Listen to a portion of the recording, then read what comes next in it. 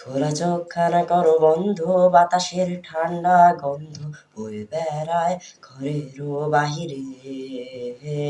আসো ছোট্ট একটা গান করি, যাতে ঘুম পাড়ানি মাসি এসে পাশে বসে হাতখানা দিবে কপাল ভরে। ভয় নেই, আছি আমি পাশে, হাতখানা ধরে আছি হেসে, কোলে দে আমার মাথা তোমার। অন্ধকার রাত নিশ্চুপ, সব জোনাকির দল আজও জেগে আছে, তারা হয়তো অপেক্ষায় তোমার ঘুমের।